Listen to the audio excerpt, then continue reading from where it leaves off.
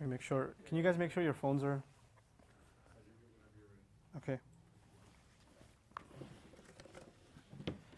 أعوذ بالله من الشيطان الرجيم بسم الله الرحمن الرحيم والعصر إن الإنسان لفي خسر إلا الذين آمنوا وعملوا الصالحات وتواصوا بالحق وتواصوا بالصبر رب اشرح لي صدري ويسر لي أمري واحلل عقدة من لساني يفقهوا قولي فالحمد لله رب العالمين والصلاة والسلام على أشرف الأنبياء والمرسلين وعلى آله وصحبه ومن استنى بسنته إلى يوم الدين اللهم اجعلنا منهم ومن الذين آمنوا وعملوا الصالحات وتواصوا بالحق وتواصوا بالصبر آمين يا رب العالمين ثم أما بعد. Once again everybody, Assalamu alaikum wa rahmatullahi wa barakatuh.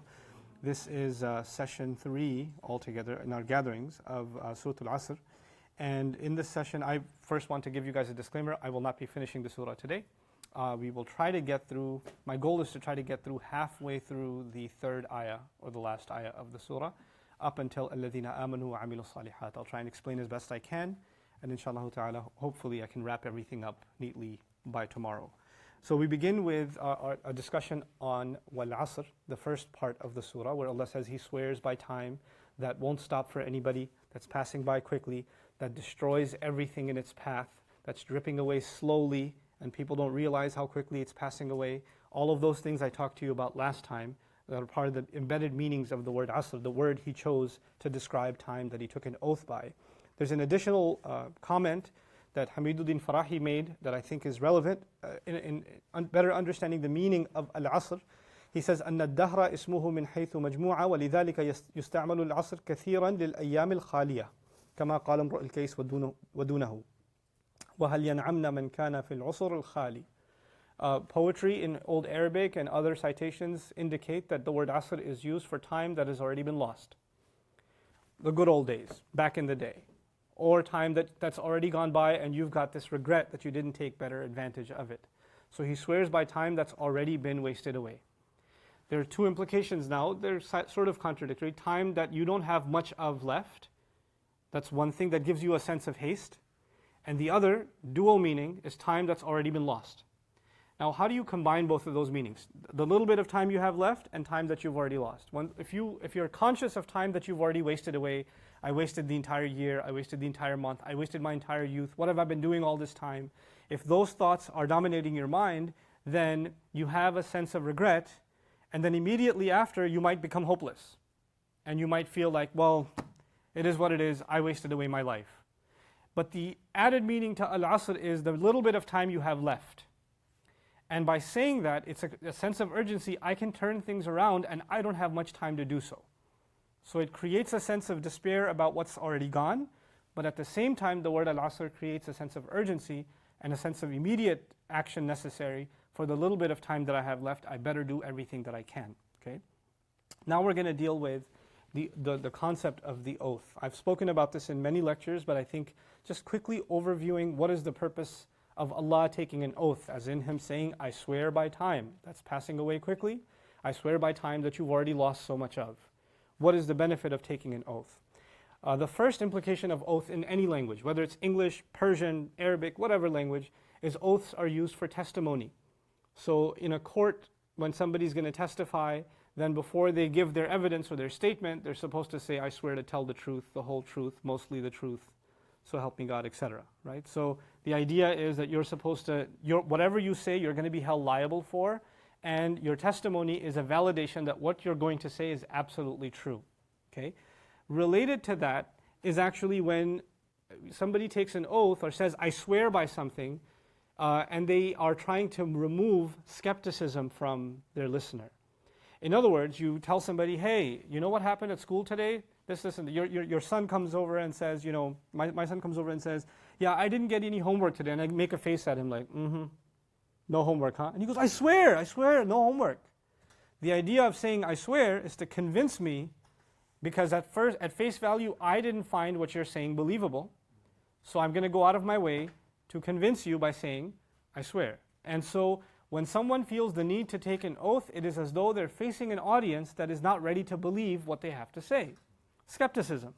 And this has to be taken into consideration in understanding this ayah. When Allah is swearing by time, it is as though he's acknowledging also that there are lots of people that are going to listen to what he has to say and they're not really ready to believe it.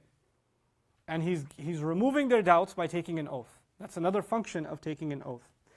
Oaths are also taken in a state of anger. I swear to God, you better stop. I swear, if you say one more word. People use the oath in virtually any language as an expression of anger. That has to be taken into consideration when we study the surah also. In other words, it is a manifestation of Allah's anger. I swear by time, not much of which is left. And then he's going to say what he's going to say. He's already expressed his anger and his displeasure by use of the oath.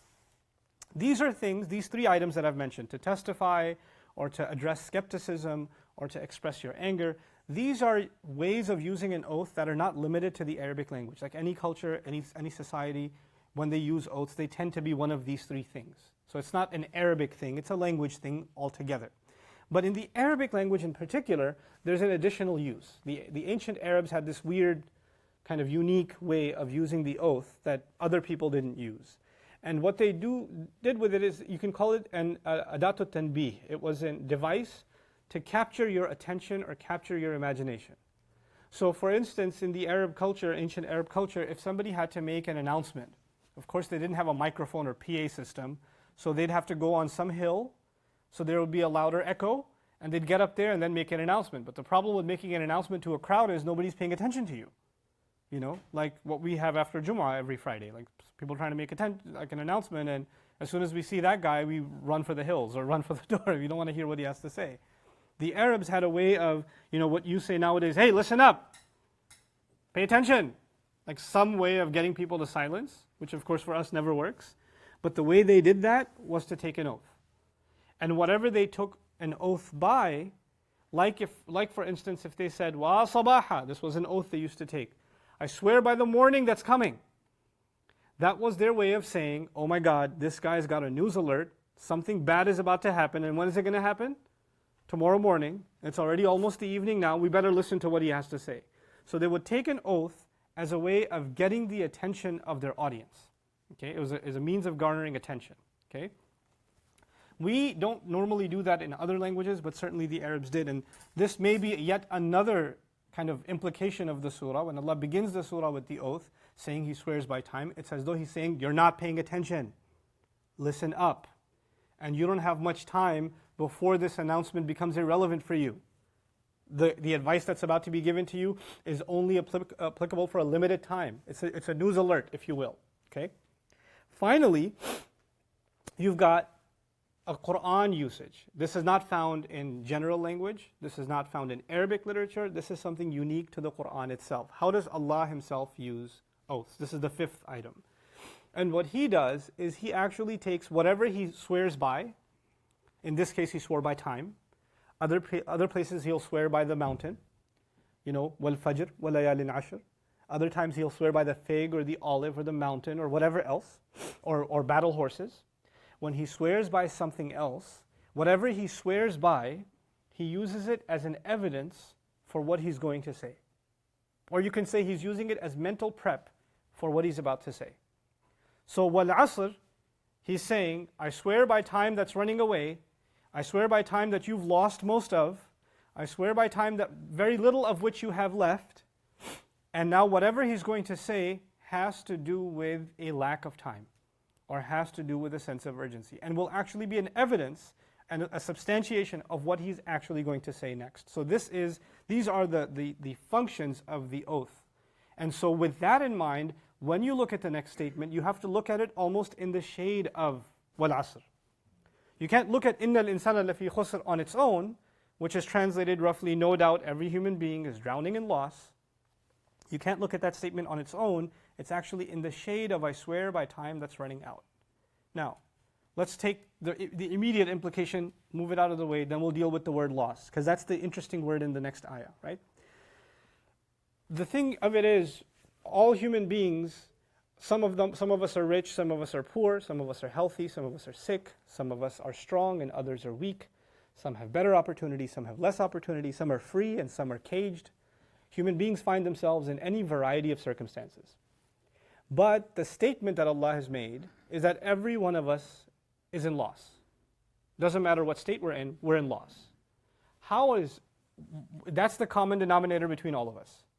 Whether the one who looks apparently happy or healthy or wealthy or prosperous or the one who looks miserable, it doesn't matter. Allah has made a unanimous declaration, all of you are losing.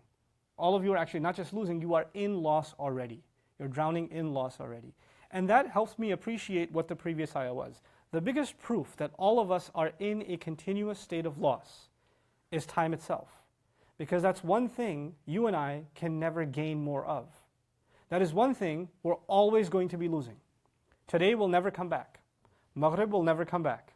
The moments that we've passed away, hayatuka anfas, your life is nothing but inhales and exhales, that's all they are. That inhale that went in and the exhale that went out is not coming back. These are moments of our life that have gone and will never return. It doesn't matter whether you're sick or healthy or poor or wealthy, what part of the world you live in, there's one loss that is unavoidable, and that is of time. And that loss, as days go by, is taking a toll on you. In the sense of physics, which is kind of creepy. I was talking to a friend who's a physics major. Through the laws of entropy and all of that, the universe is constantly expanding. And by implication, it's actually constantly breaking apart. Everything is tearing apart. Everything is breaking. And people that have a purely scientific worldview become very, basically they have this annihilist kind of sense of the world. Things are going to end anyway. It's all going to be over. The universe is just going to collapse. Everything's falling apart. Everything around us is actually breaking apart. Slowly but surely, the decay and loss is the reality of the entire physical universe around us. As a matter of fact, the human body, we're constantly losing cells. Dead skin is falling off, hair is falling off, whether we realize it or not. We're constantly losing physically also. Even Allah mentions not only a reference to what happens in the grave, قَدْ عَلِمْنَا مَا تَنْقُصُ الْأَرْضُ مِنْهُمْ وَعِنْدَنَا كِتَابٌ حَفِيظٌ. We already know what the earth keeps taking away from them. And we have a book that guards everything. Even though you're being decayed away, even as you're alive, there's decay happening. But even after you die, your body is going through decay inside the grave. And Allah says, regardless, what needed to be preserved will always stay preserved. وَعِنْدَنَا كِتَابٌ حَفِيظٌ. But this is the notion of loss that I wanted to start off with, that time is the ultimate loss that cannot be escaped for any of us. Now I want to talk to you about the word choice for loss in this ayah, and that's the word khusr. It's a common word in the Quran. It's used many, many times. It's used to describe, for example, al-khasirun, the losers, ulaika humul khasirun, occurs in the Quran. الَّذِينَ خَسِرُوا, those who lost. خَسِرُوا الدُّنْيَا وَالْآخِرَةِ, Quran says they lost this life and in the next. They lost both. So the common word actually in the Quran for loss is this word, or the origin of this word, khusr. As for the word loss itself, not as verbs and other forms, the noun itself, khusr, is used in three forms in the Quran. You find khusr and you find khasara. وَلَمْ يَزِدْهُ مَالُهُ وَوَلَدُهُ إِلَّا خَسَارًا. Or you find khusran, خَسِرَ الدُّنْيَا وَالْآخِرَةِ ذَلِكَ هُوَ الْخُسْرَانُ الْمُبِينُ. So you find three versions of the word loss, and there's subtle differences between them. Khusran is used for the worst possible loss, that's al-mubalagha, that's not used here. The khasara is used when you're already in a state of loss and it gets worse. That's why typically it comes with ziyada in the Quran. لَمْ يَزِدْهُ مَالُهُ وَوَلَدُهُ إِلَّا khasara. They were already losing, and then more loss on top of the loss they already had. Things got even worse. That's khasar. We don't recite innal insana lafi khusran, nor do we recite innal insana lafi khasar. We recite innal insana lafi khusr. The word khusr is the base notion of loss. And what Allah is saying is, by using that word, that there are degrees of loss. That some people are losing a lot, some people are losing a little, some people are losing insignificant amounts, some people are losing terrible amounts. And by the way, just to put things in relative order, like, somebody who, loses $1 and is a millionaire may not, oh, was that mine? Oh, I didn't really realize. And it's not a big deal for them. But somebody else who has barely any money loses $1, and that's a huge deal for them. So it could look like the same loss, but it's not felt the same way. It's not felt by people the same way. There are degrees in which we feel or feel the pinch of loss, right? So Allah is making a comment that whoever you are, whether you realize it or not, at some level you are experiencing loss. Of course, the ultimate loss being time itself, but it's not limited to that. How do we know it's not limited to that? Well, we know that because Allah used the word khusrin. The in at the end, the tanween, creates ta'mim. All kinds of loss. It could mean great loss, and it can also mean all kinds of loss. So now I want to dig into this word loss before we go any further. From the Arabic point of view, what's the origin of this word? Al-khasir alladhi yanqusu al-mikyal wal-mizan wal-khasir alladhi dhahaba maluhu wa aqluhu ay khasirahuma. First of all, the khasir in Arabic is not just a loser, he's a cheater. Someone who deceives, like, when people, back in the day, when they sold vegetables or rice or fruit or whatever, they had the scale, the weight on this side and whatever you're buying on the other side, and they'd put false weight or they tip the scale a little bit, so they give their customer a little less. That person who would give a little less was actually called a khasir, meaning he causes khusran. That's what it's called. So now, first of all, human beings are in loss, implies also human beings are being cheated. Human beings are in a scam. They're in a scam. They're being deceived. This is a notion described elsewhere in the Quran, that this is وَمَا الْحَيَاةُ الدُّنْيَا إِلَّا مَتَاعُ الْغُرُورِ. Worldly life is nothing but means by which people get deceived. And part of the meaning of khusr is actually, this idea of ghurur, of deception. So human beings are being cheated out of something.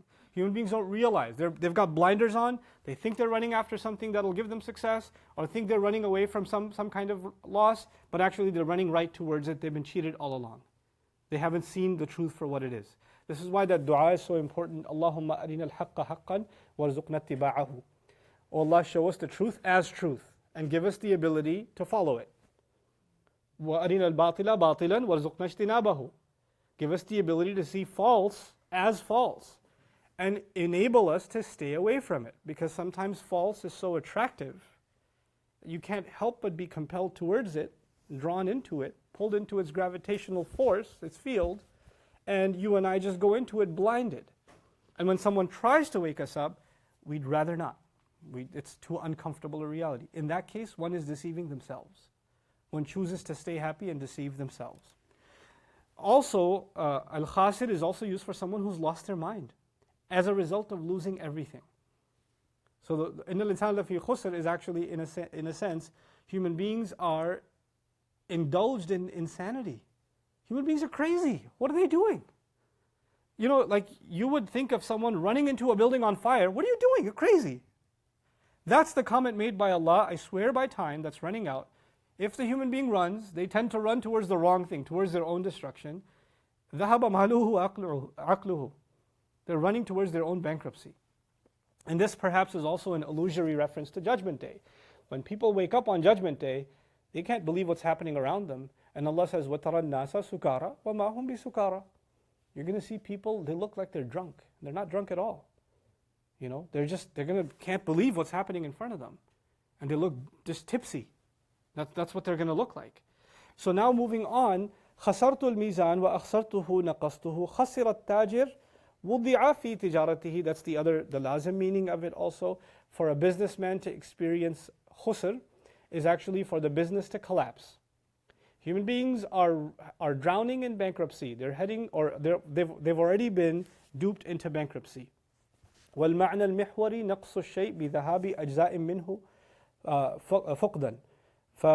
It actually, the overall meaning is when you are losing something continuously, bit by bit, by bit, by bit, by bit. That's actually called khusr. Which reminds me of the essential meaning of asr, when something is squeezed away drip by drip, by drip, by drip, by drip. It's actually similar meaning to that when loss is happening, but it's not all of loss all at once, but you're losing just a little bit at a time. I'm reminded of that experiment, I think it was in psych class, I can't remember what class it was. We saw this experiment of a frog thrown into boiling water. It just jumps out right away, or towards hot water, it jumps out right away. And then you have this frog who's just sitting in water, it's slowly being heated. And it's not jumping, it's just sitting there. And actually it gets to the point where it dies, but it doesn't jump. It didn't realize because the death to it was coming slowly. The slow poison got to it. If he saw the consequences of it all at once, he would have jumped. But no, human beings are just drowning more and more, deeper and deeper and deeper. Allah will give this imagery in Surah An-Nur and describe a person drowning in the middle of an ocean and say, لم يكد يراه يراها. A person was drowning in the ocean. It's so dark underneath at the bottom, he almost can't even see his own hand. Like that's the depth to which people can go into khusr. Now, as far as old commentators, classical commentary like Ibn Kathir, rahimahullah, the Sahaba, the Tabi'een, they had lots of things to say about what this loss could mean. And I've kind of compiled all of them in one phrase for you. فَسَّرُوا الْخُسْرِ بِالْهَلَكَ. They interpreted that to mean human beings are headed towards destruction, not just loss. وَالْغَبَنْ, which is loss itself. وَالْعُقُوبَةِ, they're headed towards retribution from Allah. وَبِالنُّقْصِ الْمَادِّي, and also towards even material loss. Meaning human beings, whatever they do in this life, they can't gain, they can only lose. Believer, disbeliever, that doesn't matter. It's not even talking about heaven and hell. In this life itself, we can only lose. We can only lose our youth. We can only, you can have the nicest home, but by the time you're 75, you don't have the back to go up the stairs. You can't use the 6 bedrooms upstairs. What are you going to do with it? You have an amazing swimming pool, you could die if you fall into it. It's not anything for you anymore. Young people will come see your mansion and say, wow, I wish I lived here. And the people who actually live there are like, this is a curse, I can't, my children have all gone and left me, my grandkids can never come and visit, all I have is this giant lonely house. That's all I have. That becomes a prison for them, So we can only experience loss because we ourselves are decaying and heading towards an end in this life. That's how Allah made us. كُلُّ مَنْ عَلَيْهَا فَانٍ. Allah actually says everyone on this earth was meant to be discontinued.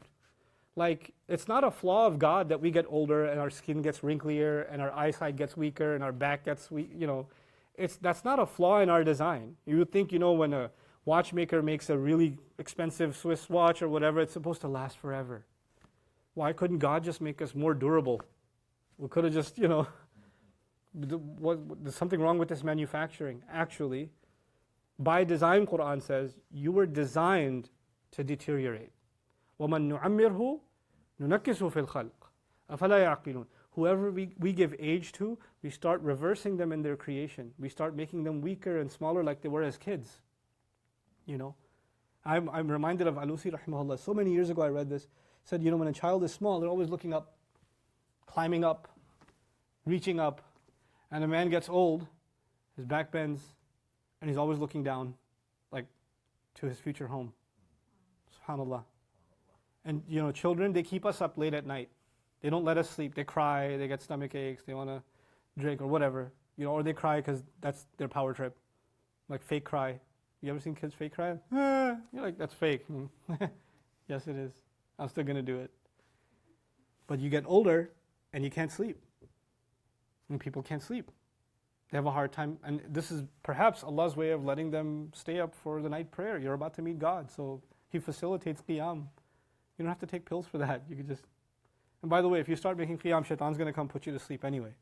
So, so take advantage. Anyhow, so overall, when you study loss in the Quran, وَسَائِرُ مَا فِي الْقُرْآنِ مِنَ التَّرْكِيبِ هُوَ بِمَعْنَى فَوْتُ مَا كَانَ يُمْكِنَ أَنْ يَفُوزَ بِهِ مِنْ ثَوَابٍ وَنَعِيمٍ لَوْ آمَنْ وَاتَّبَعَ. Quran's commentary on loss is actually to miss out on opportunities that you could have taken advantage of. That's how Allah describes loss. Loss is not about money. Loss is not about, material anything. Loss is not about loss of loved ones. Loss is actually in the Quran about opportunity missed. That's all. Had you truly believed and had you followed the right guidelines, you could have availed from that opportunity. Okay? Imam Habibuddin Farahi, talking about this loss, he says something really beautiful. كَانَ عَلَيْهِمْ أَنْ يَتَنَافَسُوا فِي مَا هُوَ أَحَقُّ بِهِ.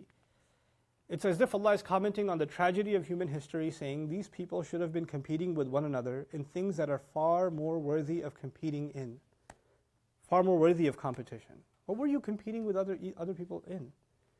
Looks, money, showing something off? What was that worth? وَيَنْتَبِهُ عَنْ نَوْمِ اللَّهْوِ وَالْغَفْلَةِ قَبْلَ الْفَوْتِ وَالْحَسْرَةِ. And it was incumbent on people to wake up from their sleep of being distracted all the time and their sleep of being entertained all the time and remaining heedless and asleep to reality before all is lost and the only thing left alive is regret. كما بين لنا في قوله حتى إذا جاء أحدهم الموت قال رب ارجعون. Like Allah Himself says, when the moment comes when death arrives, then he calls out, God, my master, just send me back. I'm going to change. I got it. I know my time's up. Just give me a little bit extra overtime, and I'm gonna be different this time. That's the only thing that's going to be left is regret, because you realize you didn't do anything with the time you did have. May Allah not make us from those people. In his commentary, just a summarization also, he uses time, meaning وَالْعَصْرِ إِنَّ الْإِنسَانَ لَفِي خُسْرٍ, this statement, he uses it to remind us of perished nations.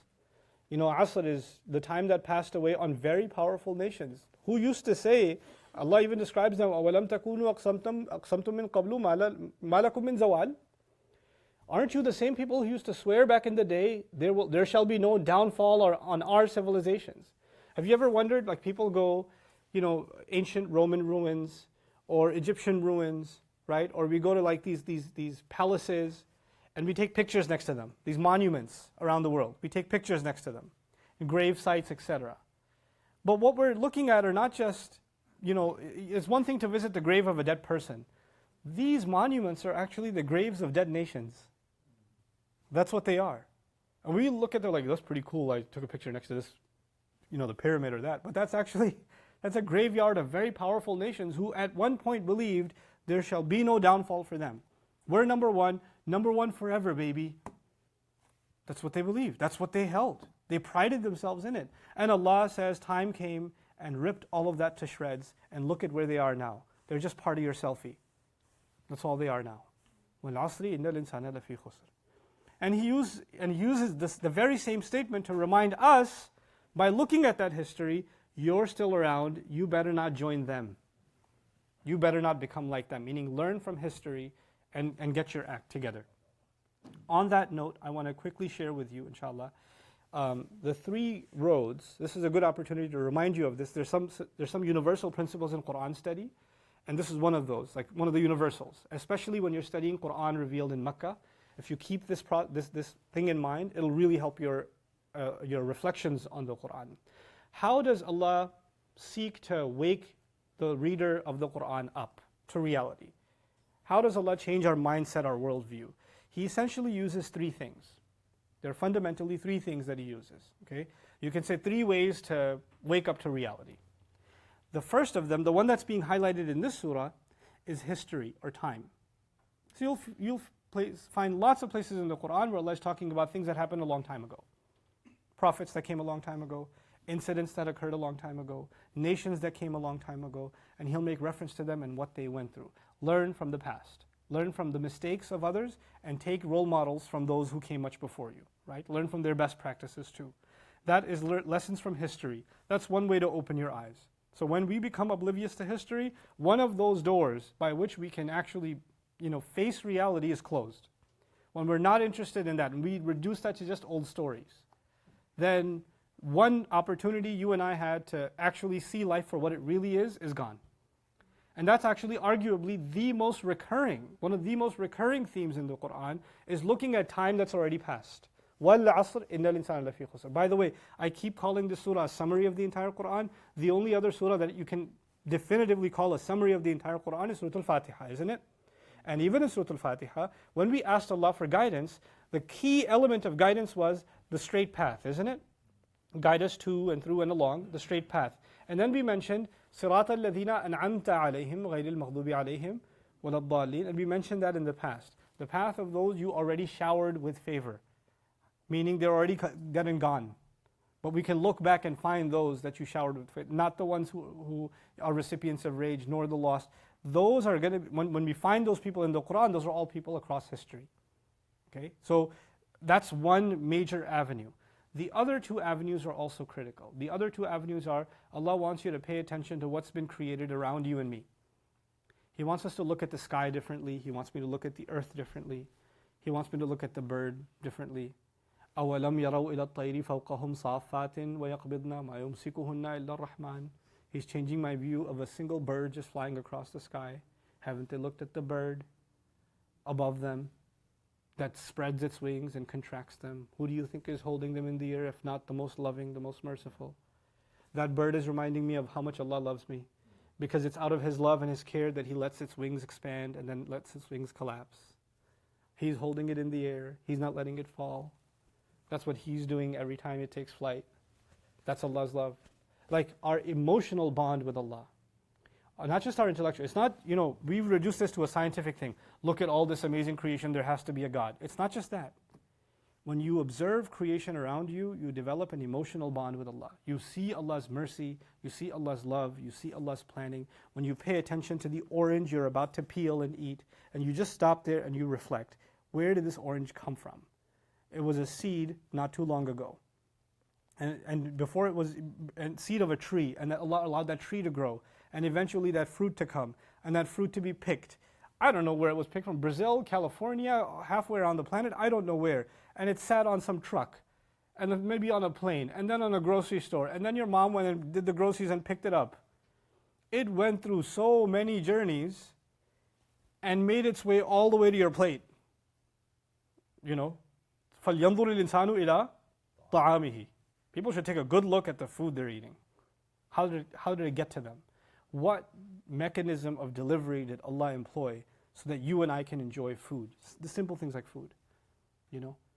When He mentions in Surah Al-Rahman, ذَاتُ الْأَكْمَامِ وَالنَّخْلُ ذَاتُ الْأَكْمَامِ.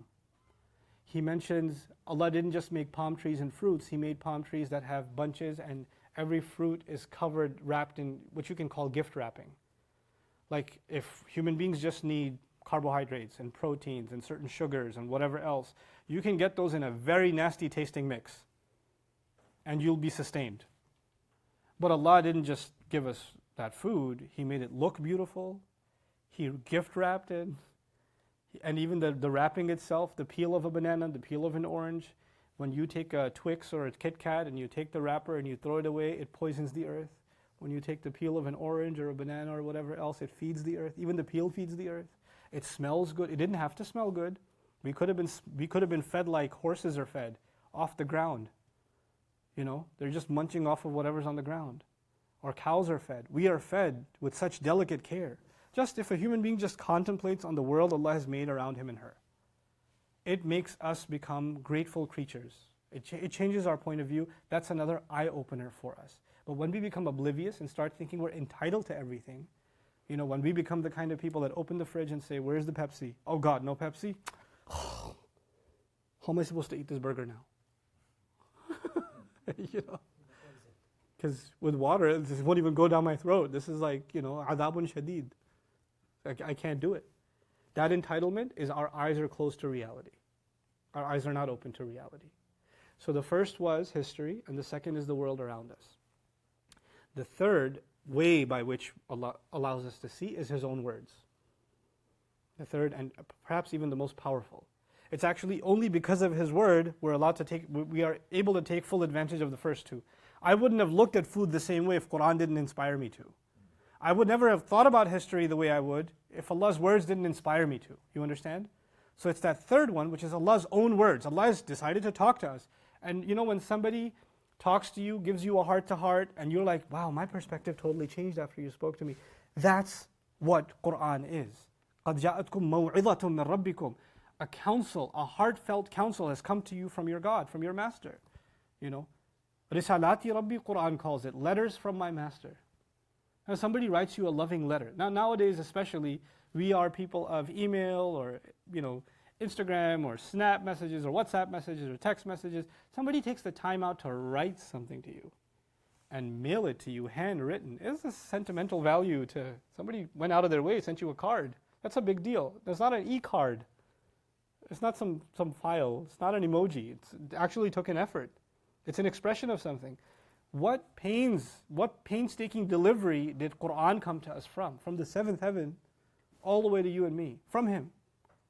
That already changes our point of view, but the more we engage with the Qur'an, the more eyes open. And the more we get further away from it, the more eyes start becoming closed. And the first two doors that were open, even they start shutting down. Okay? By the way, those first two, a good look at history and a good look at the world around us, we were capable of, Allah made us capable of, even if we hadn't heard a single word of the Qur'an. We were capable of that. But after the Qur'an came, we have no excuse but to take advantage of all three. You understand? And so when you study the Qur'an, especially Meccan Qur'an, you have to see which one of those three is Allah opening my eyes with. There are things only Allah can tell me I can't know, like the afterlife, Judgment Day. Certain truths that there's no way I would have known. That's only going to come from Allah's word, that third avenue. Anyway, so that was a quick side note, but I think an important one. Ash-Shawkani rahimahullah, talking about this ayah, he says, أَقْسَمَ بِالدَّهْرِ لِاشْتِمَالِهِ عَلَى الْعَجَائِبِ وَالْعِبَرِ. He says, by calling on, I swear by time, humanity is in loss. By swearing by time, what Allah has done is He's made us look at all of history and all the strange events that have occurred and all the lessons that can possibly be drawn, and we will come to this conclusion that Allah has come to. He's made us people that study and look at history. As if to say, the study of human history, not just Islamic history, the study of human history, whether it's European history, African history, whether it's ancient civilizational history, whatever history you study, when you are studying history, you're studying something Islamic. You're studying something that reinforces the truth, إِنَّ الْإِنسَانَ لَفِي خُسْرٍ. Historians are very important people. History is critical. We are living in an age now when people have certain majors, we make fun of them. What are you studying? History? Oh, couldn't find a real major? And you could have been an accountant at least. Could have done something else. History? Who needs history? And you'll find some of the most successful CEOs in some of the most successful and large corporations in the world are not business majors. They're not tech majors. They're not programmers. They're people that studied art, history, anthropology, psychology. Those are the people who study the humanities, essentially. The Quran actually calls for an in-depth study of the humanities. It does. And it also calls for a study of the sciences, but it certainly does call for an in-depth study of the humanities. And that's why any young students that ever come to me and say, I want to do Islamic studies, what should I do? And I ask them how old they are, and they're like, I'm in college. I was like, finish college first. What should I study in college? Should I just do Arabic in college? No, don't do Arabic in college.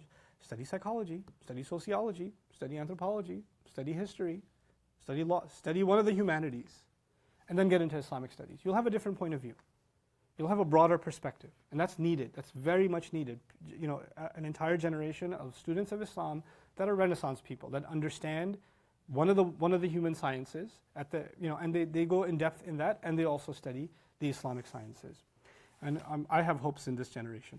In any case, now inshallah we're going to get to the final bit of Innal Insana Lafi Khusr. I talked about the means of emphasis that have been employed therein. One last comment, and that's the positive comment now. I've given you enough negative. Is Imam Hamiduddin Farahi actually argues, because Asr refers to time that's lost and the little bit time that's left, he says actually this surah, at face value, looks like it's pretty dull, like it's pretty dark, like human beings are in loss. But he sees in this surah something, فَإِنَّ بِهَذِهِ الْمُدَّةِ الْقَلِيلَةِ الْفَانِيَةِ تَسْتَطِيعَ أَن تَكْسِبَ كَنْزًا بَاقِيًا وَمُلْكًا لَا يَبْلَى. He says, and by saying that there's just such little time left, Allah is telling you that you can earn in that very little time an endless treasure. And you can earn in it a kind of success that will never fail. And if you don't take advantage of it, then certainly you are at a loss. I know it's a silly parallel, but I don't know what else. Some strange things come to mind when I study things like this. I used to watch, in high school, I used to watch late night TV because, I had my own basement and my own TV, and I keep the volume low so I could not let my parents know that I'm watching TV. Dad, I used to do that, yeah. So, and these late night commercials, act now, call now. Or you're not going to get the discount or whatever else. You don't even want the thing and you want to call them. You're looking for a phone. But in any case, the idea is Allah is saying there's a very limited chance, very limited time for you to get a great deal out of. That same time that is the ultimate loss is actually the ultimate treasure also. It is the ultimate gift Allah has given us. It's the time on this earth. If you look at the timeline of our life, Allah created us before He even created the earth. Before He even created the life on the earth. Allah created all of our souls together. Surah Al-A'raf, He mentions it. And He asked all of us Alastu bi rabbikum, am I not your master? And we all responded, you are, of course. Then He took from those one Adam alayhi salam's soul and He poured it into this body, and Adam alayhi salam was created. But that means I already existed. You and I already existed. And as a matter of fact, the people that are in touch with you right now, your family, friends, people that you meet, sometimes you meet a friend and you think, wow, have we met before? Because you're all too familiar. And the Prophet told us, Al-arwahu junudun mujannada, that souls are actually bunched together. The people that end up meeting here and finding a connection is actually because in the world of souls, they were already in proximity of each other. And there are people that are farther, like there are some people you meet them and you're like, I just don't like being around that person. I mean, I have nothing against them, but I just kind of, and those were people that were actually further away from you in that world. And even when they come close to you, like the two negatives repel, that's what happens. But the point is, our life began then. God knows how many thousands of years later, the angel decided to take our soul and deliver it to the belly of our mothers. And we had this 9-month or a little more or a little less life inside that world. It was pretty comfortable. No rent to pay, no taxes, there was, no problems, cleanup service, everything taken care of. No problems whatsoever. And if you have a problem, you just kick from the inside and the delivery comes. It's just taken care of. Then, ثُمَّ السَّبِيلَ يَسَّرَهُ. That was phase 2 of our life. Phase 3 of our life, we came into this world. And now we have these few moments that we have in this life. However, some people live to the age of 10, some to the age of 80, some to the age of 100. If you ever walk around in a graveyard and look at when people were born and when they died, you'd be shocked. I've gone and you see somebody born 2012, died 2015. Somebody born 1937, died 2017. All variations. We don't know how long we have here. But this is the only time that's limited. And what's coming after this is another life. That's phase 4. And that's going to be the life we have in our graves, which is going to feel like the blink of an eye once we wake up. It's not going to feel like, it was just a nap. Literally, when people wake up on Judgment Day, they're going to say, "Man ba'athana min marqadina." In Surah Al-Rahman, Surah Yasin. He says, who woke us up from our nap? We're just taking a little rest. And then, Judgment Day itself is a life. Because, and according to the Quran, it's going to feel like 50,000 years by itself. And then there's eternity, heaven and hell. So all these phases. But you know what? This little tiny phase, the one we're in right now, determines everything else. Everything else is based on this. You take good advantage of this, everything else gets sorted out. Our life is not just starting and ending here. We shouldn't be the people of midlife crises. This is not the end of our life. We're not hitting mortality. We're actually getting ready for the next phase of our journey. This is just a stop. This is why the Prophet ﷺ would describe this part of our journey as just a stop, like a traveler just taking a rest. That's all this is. That view needs to be internalized. Time here is running out, and if you don't take advantage of this little time, then in fact you and I are in loss. Now we get to the exception. And in this exception today, my hope is one, maybe 2 parts of this exception. There are 4 items here. إِلَّا الَّذِينَ آمَنُوا 1. وَعَمِلُوا صَالِحَاتٍ 2. وَتَوَاصَوْا بِالْحَقِّ 3. And وَتَوَاصَوْا بِالصَّبْرِ 4. I'm hoping that وَتَوَاصَوْا بِالْحَقِّ and وَتَوَاصَوْا بِالصَّبْرِ I do tomorrow. But some comments on الَّذِينَ آمَنُوا وَعَمِلُوا الصَّالِحَاتِ we do today. That phrase is very common across the entire Quran, except those who believe and do good deeds. I'm sure you've heard it many, many times, right? That those who believe and did good deeds. We're going to take one thing at a time. First of all, Allah Azza wa Jalla says those who believed in the past tense. This is already, the past tense in Arabic can be used even in the meaning of present, so you can translate this as those who believe, it's fine. But using the past tense also lets us know that if you want role models to figure out what it means to look like, what does true faith look like, go in the past. Which again corresponds to what we learned in the Fatiha, Sirat al-Ladina, not tun'imu alayhim, but an'amta alayhim, al-fi'l al-madi, right? Who you blessed, who you showered with favor. The same way those who've believed across history, they're the ones that have succeeded. I'll repeat one of my comments to you from before about success. People came before us and they were much wealthier than we will ever be. Some were much more powerful than we can even imagine. They're all gone. And then some people came before us who didn't have any material gain to speak of, but they did believe and they did some good things.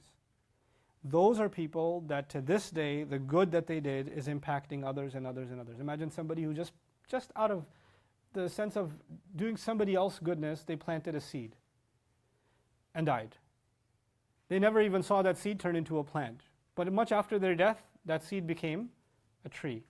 And that tree gave fruit. And people enjoyed that fruit and took the seeds of that fruit and planted it again, and then again, and then again.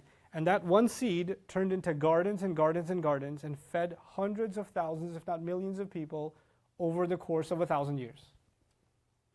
That one person, all they did was what? One seed. But that became their greatest gain. And people around will say, man, this poor guy wanted to grow a tree, couldn't even get to time, he didn't even live long enough to see it grow. As opposed to his neighbor who had massive gardens, but for himself, not for anybody else. Just for himself. People will see that, oh, a pretty successful guy. Too bad he died. But as far as Allah is concerned, one of these is a winner, the other is a loser. You understand? This is the view of Iman. The view of Iman changes how we think of success and failure throughout history. People that have made timeless investments, that took that little time and put something in this world that left impact and kept going forward and going forward and going forward. May Allah Azza wa Jal make us from them. فَاعْلَمْ أَنَّ الْإِيمَانِ. Now I'll talk to you about Iman itself, faith itself, from a language point of view. فَاعْلَمْ أَنَّ الْإِيمَانِ أَصْلُهُ الْأَمْنِ. The origin of the word faith in the Arabic language is actually feeling safe and peaceful and secure. When somebody feels peaceful, safe and secure, that's amn. وَالْإِيمَانُ يُسْتَعْمَلُ لُغَةً عَلَى وُجُوهٍ. So linguistically it's used in multiple ways. Like for example, to give peace. Allah Azza wa Jalla says, وَآمَنَهُمْ مِنْ خَوْفٍ. يعني أعطاه الأمن. Allah gave peace to them. To offer peace to somebody else. Actually, by using the word Iman, we're learning not only do we ourselves find peace, feel secure. By the way, what's the context here? Losing time and feeling loss. And when he mentions peace now, he's saying the only people that will be safe from having lost that time, will have availed that time, are people that have the security of faith with them. He's also saying everybody else will feel loss. The only people who won't feel the impact of that loss are people who are safe from it. They have aman from it by being people of Iman. You have aman from it by being people of Iman. الَّذِينَ آمَنُوا وَعَمِلُوا الصَّالِحَاتِ. آمَنَ لَهُ أَيْ صَدَّقَهُ وَاعْتَمَدَ عَلَيْهِ. The other meaning of Iman is to actually believe in something, to rely on something, to be convinced of something. So there are two, and by the way, in the Hebrew language, aman is also to believe and to confirm truth, وَالتَّثَبُّتْ. And from it comes the word Amin, which even in the Jewish and Christian tradition they say Amen. It's from Amin, it's from Aman also. It's actually an acknowledgement that I believe in what was just said. I have full conviction in it and I find peace and safety in it. And it's a prayer for making all of whatever I've prayed for a means of my security. That's actually kind of the implication of saying the words Amin at the end. Now, we've commonly translated Iman as those who believed. But I'm taking it a lot of steps further. I'm saying those who felt secure, those who felt safe, those who were in fact safe, and made others feel safe. Iman is like described in the Quran as a light. In Surah An-Nur, it's described as a light. The thing about light is, it doesn't just illuminate you. What does it do? It illuminates your surroundings, right? And the point of it is, when Allah says, the only people that are not in loss, by using the word Iman, He's saying these aren't just people who benefit themselves, they necessarily benefit others. And it's actually then when you understand, by the time you get to وَتَوَاصَوْا بِالْحَقِّ وَتَوَاصَوْا بِالصَّبْرِ, by the end of this line of statements, when they encourage others to the truth or inspire others to be patient, they become a source of light for others, but that was already all there in what word? Iman. Iman already had that in there. Allah is just opening it up, but it's actually all what I was describing before. Iman is the seed, and everything else that's going to come after it is just sprouting from that seed. It's a natural consequence of that seed. So this is about ourselves and feeling safe. But it's not just about being convinced. Like, I believe in God, I believe in Allah, I believe He exists, I have Iman. No, that's not enough. Did the devil believe that God exists? more than we do. He actually spoke to him. Like, he was in his company. So he's no doubt in his mind that Allah exists. No doubt about angels. No doubt about heaven or hell. He's seen that stuff. It's not even a belief in the unseen for him, it's a belief in the seen. But Allah describes him, kana min al-kafirin. He was among disbelievers. Is Allah saying that he was among those not convinced? No, he had istiqan. He was convinced. He's describing a different problem. Here's where, if you don't understand this part, you miss the whole surah. You miss the whole surah. There are 4 conditions to save ourselves, right? Every one of those 4 conditions you have to look at 2 ways. By way of the mind and by way of the heart. I'll repeat myself. 4 conditions. Faith, good deeds, enjoining truth, enjoining perseverance. We'll deal with all of them, but every one of them you have to look at aqlan, and then you have to look at it qalban, by way of the mind and by way of the heart. When Allah describes Iblis, did his mind accept that God exists? Sure. What refused God? The heart did. He's kafir qalban, not aqlan. You understand? Just because somebody believes intellectually doesn't mean they're considered a believer spiritually. Like their heart is satisfied with what God has to say, what Allah has to say. That they're at peace in their heart. They feel secure in their heart with revelation, with what was given to Muhammad Rasulullah ﷺ. But they say to themselves, but I believe he exists though. Yeah, you do. That's here, but you're discontent with what he has to say, and your refusal to believe that whatever he has for you is better for you, that reluctance is here. When he says الَّذِينَ آمَنُوا, he means both. He means qalban wa aqlan. He means by way of the heart and by way of the mind. Now some people are, some people are emotional. Some people are not philosophers, scientists. They're normal, average people. When they hear some good advice from Allah, or they hear a good da'wah to Islam, their heart melts, they start crying. تَرَى أَعْيُنَهُمْ تَفِيضُ مِنَ الدَّمْعِ. You're going to see their eyes roll with tears, and they're going to accept Islam. That happens. Did their mind accept or heart accept actually? It was their heart that accepted. Like Umar bin al-Khattab, his heart melted. His heart melted and he accepted Islam. But then there are people who want evidence. They want to be shown the philosophical foundations of this religion. Why should I accept this religion? There's so many other religions. Why should I believe in this one? What's so convincing about this one? What are your adillah? What are your evidences? And they want an intellectual path to faith. That's fair. Some people are more intellectually inclined than others. It's fair. They want a logical proof. They want a rational argument. That's fair. Quran offers rational arguments. But actually, you know which one is always going to be the top between the two? The heart. In other words, even if you came to this religion intellectually, your journey just started. And now you have to earn this faith truly where? In your heart. This is why if you just have intellectually you have accepted that you're Allah's messenger, that there is a God. قَالَتِ الْأَعْرَابُ آمَنَّا. They said we believe. Allah says, قُلْ لَمْ تُؤْمِنُوا وَلَكِنْ قُلُوا أَسْلَمْنَا وَلَمَّا يَدْخُلِ الْإِيمَانُ فِي قُلُوبِكُمْ. Says just say you become Muslim because faith hasn't yet penetrated your hearts. That hasn't happened yet. That's something else. Building our iman intellectually is one journey. Building our iman spiritually is another journey. There are 2 very different journeys. And somebody becomes Muslim after taking an intellectual journey, and they might think their journey to iman is done. Their intellectual journey may be over. And my intellectual journey, am I convinced that Islam is the truth? Absolutely. I'm convinced. I'm satisfied. I don't revisit that conclusion. Am I convinced that Quran is the word of Allah? Absolutely. I've met with Orientalist professors, non-Muslims, atheists, whoever. You're never going to revisit that conclusion. You're not open-minded to think that maybe it's not. Nope, I'm not open-minded about that. I'm done. I'm intellectually satisfied. This is the word of God. I'm okay. I have nothing left, no curiosity left whether it is or not. None, zero. But does that mean my iman is complete? Nope. That just means my intellectual iman is satisfied. My spiritual iman is actually something that has to be hit hard, and then hit hard again, and hit hard again, and then again, and then again, and then again. That's the only way it can stay alive. Do you now understand when Allah says to believers, those of you who believe, believe.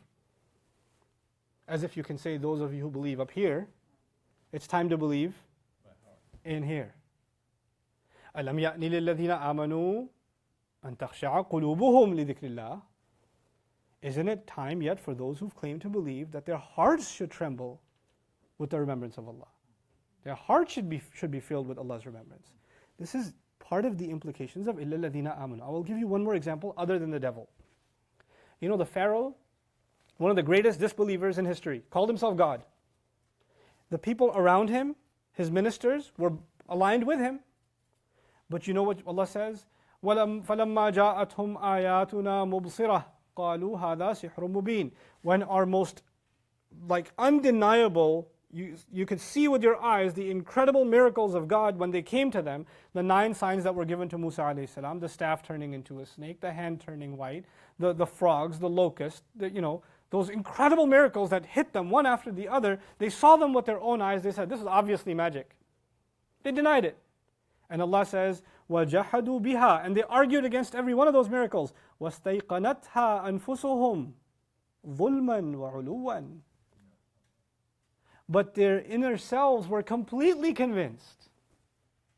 Allah says they argued against it, while Allah comments, deep down inside, absolutely convinced.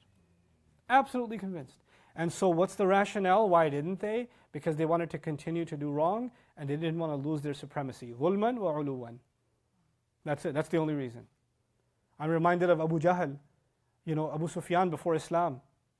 Akhnas ibn Shurayq, who used to come listen to the Prophet ﷺ recite Quran in his house on the outside wall. Like they wouldn't come in. They just stay outside and just sneak over middle of the night and listen to Quran. The Prophet, they're cursing the Prophet during the day, telling their young people of the city to not listen to him. He's insane. And they come addicted to listening to Quran at night. And there are 3 people on 3 different walls. They don't even know each other's there. And they run into each other at night. What are you doing here? I'm like, what are you doing here? Okay, I know we really wanted to hear Quran, but we're not going to come back, okay? Okay, fine. Next night, they catch each other again. Next night, they catch each other again. And then it's okay, fine, we're done. We're not going to, because if the young people of Makkah find out we're doing this, all this campaign we have against the Quran is going to die. Abu Sufyan tells this after he became Muslim, and he basically asked Abu Jahl one time, so what's wrong? I mean, we're convinced. He goes, yeah, obviously he's a messenger. But if we accept his supremacy, then Banu Hashim is on top forever. We can't have that. We always compete with them. You want to lose to them forever? Intellectually convinced or no? Absolutely. Where's the problem? In the heart. Even for that's for disbelievers, but even for a believer, our problem of Iman, for young people today that are going to college, that are taking a couple of philosophy courses or becoming impressed with scientific atheism and all of this stuff, new atheism, they may need rational or scientific arguments even. That's fine. But oftentimes you can tell through the course of conversation, this isn't about rational arguments, nor is it about scientific evidence. This is really about, why can't I party like everybody else? It just kind of oozes out. It's not even hidden. Because once you start breaking apart the intellectual disagreements, then the argument comes, but I don't feel like this is something I want to do. When you say feel, want, you're not talking up here. You're talking down here. And this is all that's going to matter on Judgment Day. إِلَّا مَنْ أَتَى اللَّهَ بِقَلْبٍ سَلِيمٍ. That's all that's going to matter. فَكَمَا أَنَّ الْإِيمَانِ لِلْعَقْلِ هُدًى وَنُورٍ. It is as if faith, when it comes to our minds, it is guidance and it is light. وَكَذَلِكَ هُوَ لِلْقَلْبِ صَلَاحٌ وَطَهُورٌ.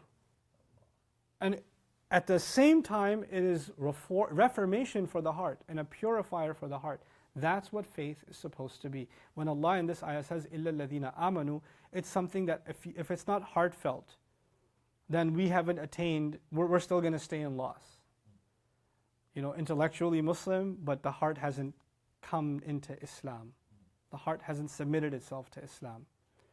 So now, we've got إِلَّا الَّذِينَ آمَنُوا, the 2 sides of it. And by the way, our relationship with the Quran, this is why I'm such an advocate of the Quran. One of my favorite insights into the Quran is when Allah talked about contemplating the book. He talked about it twice, complained twice. أَفَلَا يَتَدَبَّرُونَ الْقُرْآنَ. do they not then contemplate the Quran? Don't they think deeply about the Quran? And when he says that twice, one time he mentions, if you did contemplate it, you would be intellectually convinced.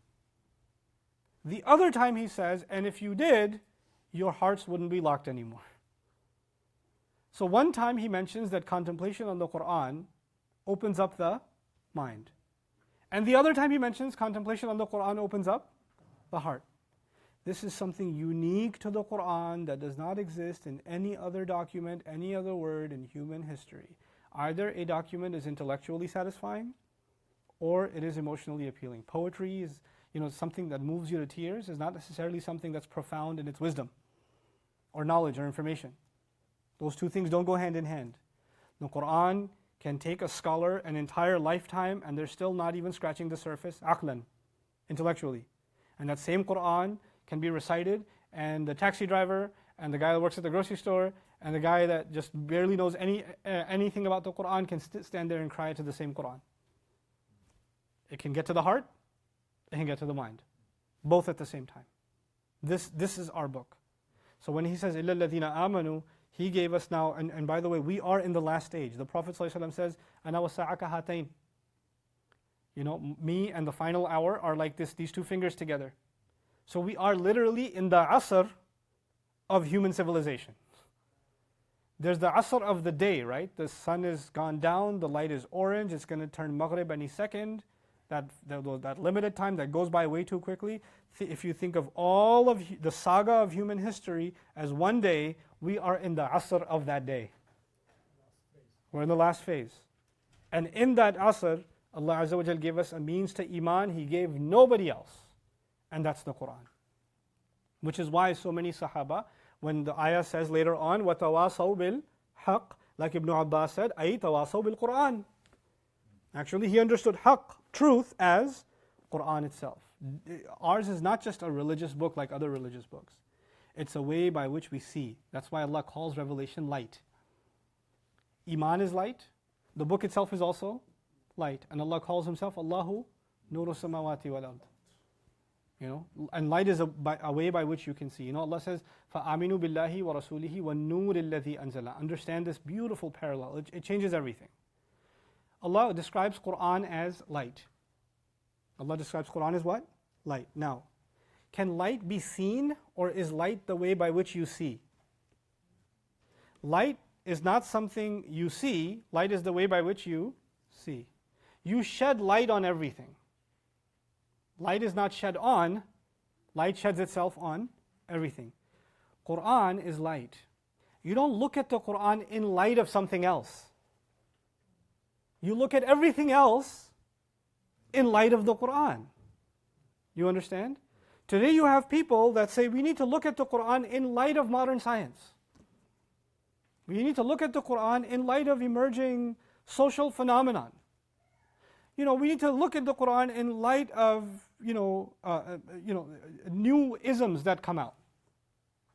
Why do we have to take those isms and shed their darkness on the Quran, while the purpose of the Quran is to shed its light on all of them? You understand? And so when you look at conversations about our religion, and you notice people are imposing something onto the Quran, you have to first realize Quran itself, our Iman itself, is light. Nothing can be imposed on it. It illuminates all things. Nothing will illuminate Islam. Nothing will illuminate the Quran. The Quran will illuminate. This is, Sirajan Munira is a description of the Prophet ﷺ. فَآمِنُوا بِاللَّهِ وَرَسُولِهِ وَالنُّورِ الَّذِي أَنزَلْنَا. The light that we sent down. It changes everything. Even within Islamic studies, it's a different topic, I'll just, 30-second tangent. Even in Islamic studies, sometimes we say, I'm going to look at this ayah in light of that event. Actually, no, I'm going to look at that event in light of this ayah. The event will not shed light on the ayah. The ayah will shed light on the event. That's how the Sahaba saw it. Hudaybiyah happened, everybody was depressed. The Sahaba didn't understand what was going on until Quran shed its light in Surah Al-Fath, and they said, oh, that's what's going on. The Rasul ﷺ lost a child. His uncle was making fun of him. He's traumatized, he's sad, he's upset. Quran reveals Surah Al-Kawthar and sheds light on how he should feel. Inna a'tainaka al-Kawthar. You should be celebrating. Don't be sad. Changes his point of view. Sheds light on what happened. We don't take incidents and shed light on the Quran. We take Quran and shed light on all incidents. This is part of implied within illa alladhina amanu. It's not said directly in the text, but I'm saying for us in particular, as opposed to all people before us in human history. By the way, I'm reminded now, that's not even in my notes, you know the Quran itself is called Iman in the Quran. رَبَّنَا إِنَّنَا سَمِعْنَا مُنَادِيًا يُنَادِي لِلْإِيمَانِ. Master, we've heard the call of someone making a call, meaning the Prophet, calling us to faith. What was the Prophet calling them to faith with? What was he reciting to them, day in and day out? What was the Iman that he was calling them to? أَنَا آمِنُوا بِرَبِّكُمْ فَآمَنَّا. It's the revelation itself. Revelation itself is faith. إِلَّا الَّذِينَ آمَنُوا. Now, quickly, and I'll wrap this up, the good deeds thing, we'll start it off, I won't finish it today. I've taken a lot of your time already. وَعَمِلُوا الصَّالِحَاتِ. Let's first talk about amal. The basic translation is they do good deeds. Okay, that's what the basic translation is. But first let's talk about doing. Amal in Arabic is as opposed to fi'l or sunnah. There are multiple words. Sunnah is when you craft something and you require a lot of skill.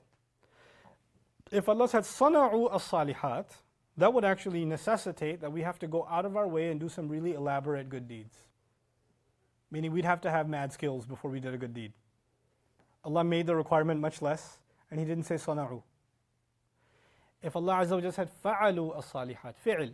Let me tell you the difference between fi'l, which means to do, and amal, which is used here, which is also to do. If I'm walking, my feet moving is a fi'l. When I'm breathing, inhaling and exhaling is a fi'l. When I blink my eye and look, the ability to see is a fi'l. Any of these acts may not have any intention in them. You don't really necessarily consciously think, hey, left foot, hey, right foot, your turn. You just do it. But I'm walking towards the masjid. Is there intention involved?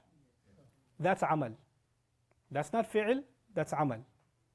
Seeing is a fi'l, but deliberately looking at somebody, that's not a fi'l, that's a amal.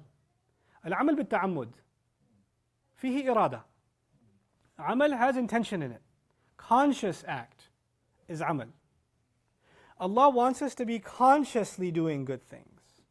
He wants us to be aware of the fact that we're doing these deeds. He embedded intention already in it. And by the way, that is a natural consequence of Iman. If you truly have faith, then whatever actions you do are going to be directly inspired by that faith. You're going to do them in light of that faith. And so that's why the use of the word amilu, I thought it was important to highlight the conscious nature of it, the intended nature of it. The other really beautiful thing that I skipped, Allah says, إِنَّ الْإِنسَانَ لَفِي خُسْرٍ. Every human being, singular, is in loss. But the sentence did not remain singular. Allah did not say, وَالْعَصْرِ إِنَّ الْإِنسَانَ لَفِي خُسْرٍ إِلَّا الَّذِي آمَنَ وَعَمِلَ صَالِحًا وَعَمِلَ الصَّالِحَاتِ وَتَوَاصَى بِالْحَقِّ وَتَوَاصَى بِالصَّبْرِ. Nope. He didn't use the singular, he used the plural, إِلَّا الَّذِينَ. But it wasn't, al-insan is just one guy. It's singular. So we were expecting, إِلَّا الَّذِي آمَنَ وَعَمِلَ صَالِحًا. Allah is telling us that those who are in loss are going to be alone. Those who are in loss are going to be alone. You know, in Surah An-Nisa, Allah describes the people of heaven, says, خَالِدِينَ فِيهَا. They'll all be in it together. By contrast, He describes people of hell and says, خَالِدًا فِيهَا. He'll be in it alone forever. Solitary confinement. كُلُّهُمْ آتِيهِ يَوْمَ الْقِيَامَةِ فَرْدًا. Alone. People will be alone. But the people who believe are actually going to be together. Not only in the akhirah. Allah is describing that if you and I want to preserve our faith, if we really want to strengthen our faith, that's not a one-man, one-woman project. We need each other. We need company.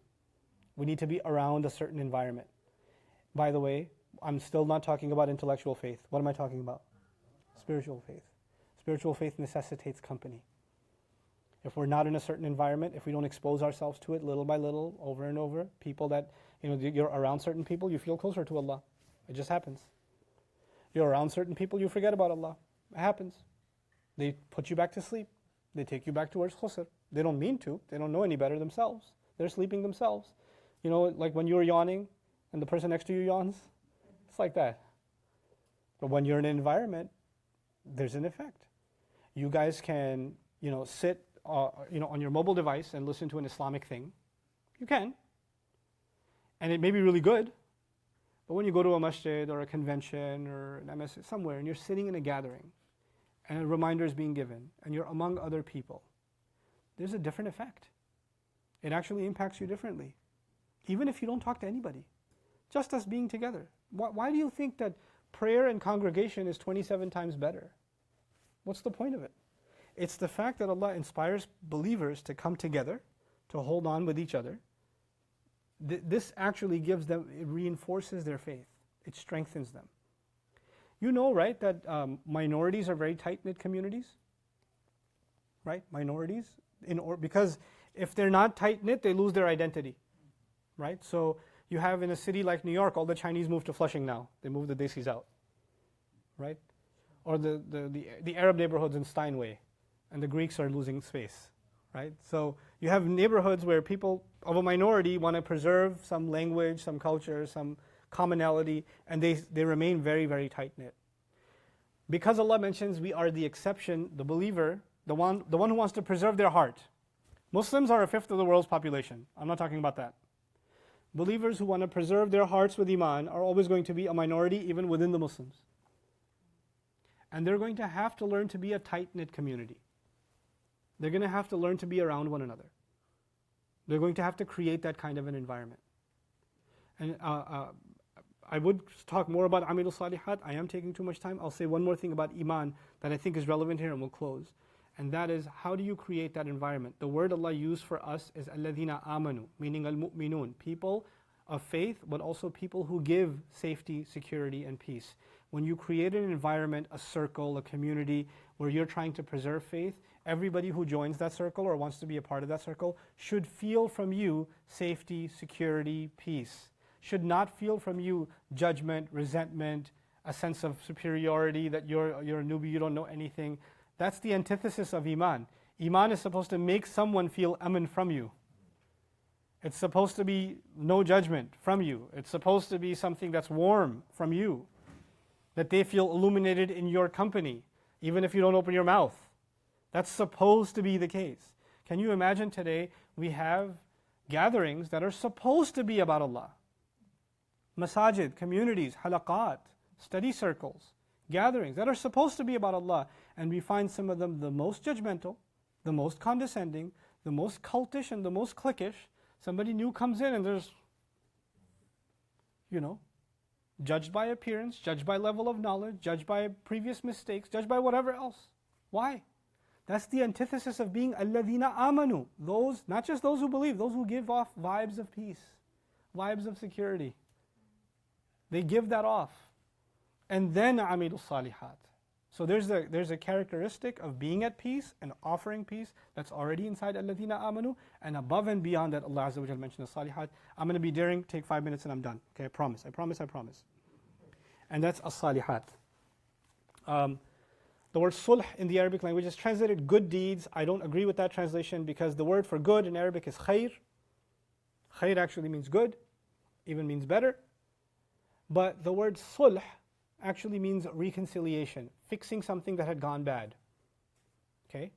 Something salim is something that was good already. Something salih is something that wasn't necessarily good, but you fixed it. It got fixed. أصلحت السيارة على سبيل المثال. I fixed the car. To fix something. Salihat are things that are reformed. The word is very carefully chosen to illustrate they do the kinds of things that make them better. Allah is describing the deeds that He's asking us to do are first and foremost there to fix what's broken inside of ourselves. They're actually our own fixes. The ones that we're benefiting by doing a salihat is who? Ourselves. In ahsantum, ahsantum li'anfusikum. If you're going to excel, you're only doing so for your own self. وَمَنْ جَاهَدَ فَإِنَّمَا يُجَاهِدُ لِنَفْسِهِ. The one who struggles only does so for his own benefit. The word of salihat is saying that I'm doing whatever, whether it's prayer, charity, whatever I do. First and foremost, I better recognize that it's doing something for who? Myself. But the word salih is both lazim and muta'addi. Arabic geeks here know it's both transitive and intransitive, which means these deeds don't just fix me. Now that they've fixed me, they help fix things around me. I consciously do things that create good. They're not just good for me and good in and of themselves, but they actually have a replicated effect of good. And so this word, it kind of carries both of those meanings. And by the way, when you have the ability to fix yourself, every time you do something, you're getting better. يَرْفَعِ اللَّهُ الَّذِينَ آمَنُوا مِنْكُمْ وَالَّذِينَ أُوتُوا الْعِلْمَ دَرَجَاتٍ. You're elevating yourself. This is when you understand لَقَدْ خَلَقْنَا الْإِنسَانَ فِي أَحْسَنِ تَقْوِيمٍ, that we created the human being in the best of all possible forms. Amilu means they did. As-salihat means the reforming deeds, the ones that reform the self and reform others. As-salihat, the alif and ta, I still have 2 minutes of the 5 I promised I'll end with. The alif and ta at the end, this is an allusion to jam'u qillah. What that means is, Allah is saying there are a handful of good deeds that you're being asked to do, not that many. Allah is not asking you for thousands of things. It's pretty basic, it's pretty simple. It's not an elaborate set of instructions. Our religion is, at the heart of it, some things we have to believe from our minds and our hearts. Then there's a circle outside of that, some basic do's and some basic don'ts. Those are as-salihat. Everybody knows those. You don't have to be a mufti or a faqih or a alim to know that. You already know what's halal and what's haram, basically. Basically, nobody is confused about pork or alcohol. You're not confused about that. Nobody's confused about stealing or backbiting or basic things. We know that stuff. What's bad and what's good. We know it. Then outside of that is a circle of things that we do that are extra. Extra fast, extra prayer, extra charity, those extra deeds. But in this as-salihat, Allah is essentially saying even the most basic, fundamental good deeds. Not that many. By the way, if the allusion was to lots and lots of good deeds, then the mufrad would have been used as-saliha, al-a'mala as-salihata. But when you say al-a'mal as-salihat, when you use the alif ta, that becomes jam'u qillah, just a few good deeds. As if Allah is lightening our burden, you don't have much time, and you start thinking to yourself, if Allah already said, I don't have a lot of time, how am I supposed to do all this stuff? He basically said, it's not that much stuff. It's okay. It's not that much is being asked of you. إِلَّا الَّذِينَ آمَنُوا وَعَمِلُوا الصَّالِحَاتِ. I'll begin inshaAllah ta'ala next time with some benefits of the word الَّذِينَ, and we'll go on to finish up وَتَوَاصَوْا بِالْحَقِّ وَتَوَاصَوْا بِالصَّبْرِ and tie it all together. Barakallahu li wa lakum. Wassalamu alaikum wa rahmatullahi ta'ala wa barakatuh. Thanks for being patient. I know an hour and a half is not an easy lecture to listen to. And thanks for the folks online too. Yeah, I'm going to